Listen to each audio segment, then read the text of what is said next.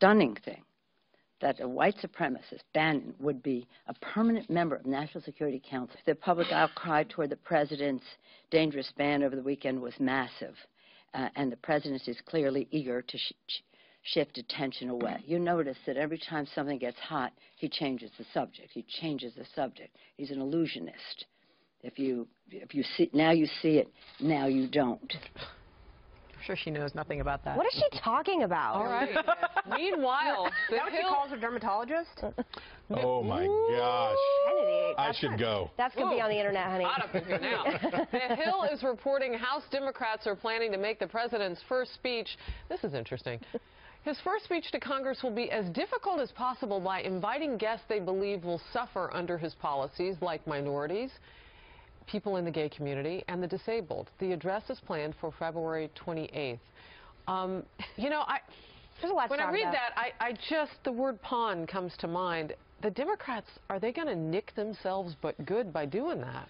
Well, both sides do that, and there are all that's fair. There are all kinds of pawns, and I hate the State of the Union. I should say this isn't a State of the Union. This is an address to a joint session of Congress because he won't have to give a State of the Union until next year.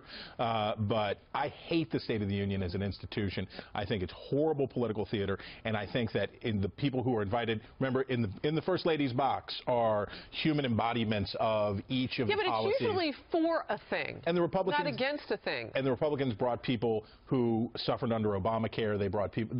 But both sides play this game. Kim Davis. Yes, they brought Kim Davis. That's fair. All of that. And you know what? As an institution, Thomas Jefferson knew you can deliver it in writing, and it wasn't until Woodrow Wilson they brought it back. Kennedy, I'm just so curious, who is on that high road that Hillary Clinton kept talking about and Mrs. Obama wanted us to take? I mean, Mom, I'm driving down the middle. Yeah, well, where are they? You know, at least, and it's so funny because a lot of these congressional Democrats are talking about how when the president comes out, when he walks down the center aisle, we're not going to be there to shake his hand, because normally there are members of both parties who reach out to the president for a little bit of a photo op, but at least they're in the car, I guess, unlike at the inauguration where so many House Democrats didn't even show up. Yeah. So I'm surprised that they're not making some sort of UC Berkeley stand and throwing a stink and holding a sit-in and a protest and lighting a gas fire on the steps of the Capitol, and they're actually going to be inside to receive his word. To be clear, we just ran the clip of her calling Steve Bannon a white supremacist at the news conference. She did that twice, by the way, in that news conference. I don't know if we got to both times there. But she also took the opportunity to go after Donald Trump's Supreme Court pick, Neil Gorsuch, calling him, accusing him of being far outside the mainstream of American judiciary thought.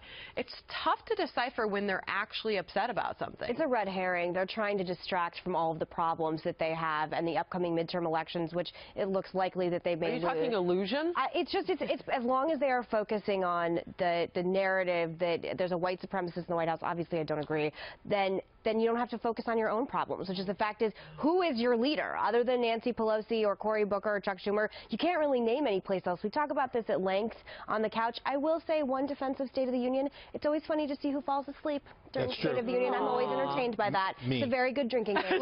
Well, last time Ruth Bader Ginsburg played her own drinking game. She took a little nappy before the...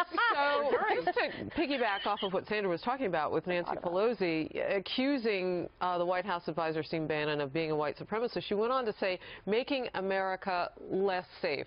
I mean, there is no, and then she went into the whole illusion, now you see it, now you don't think. Right. And where are we?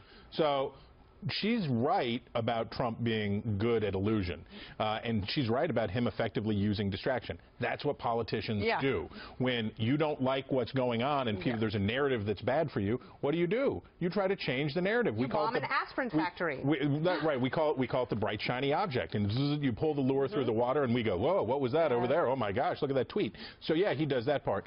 The Democrats have, as you very rightly point out, the Democrats have a serious problem here, is that the only thing they know is that they hate Donald Trump and wish he wasn't president. That is the only thing that they know for sure. They've got to start being specific in their opposition, not doing this scattershot, as you say, light something on fire, scream, protest. They've got to say, and you're seeing it for the first time with the refugee ban. The Democrats found out this is an issue that can work for them. They're going to drill in on it, and they're going to push it, push it, push it.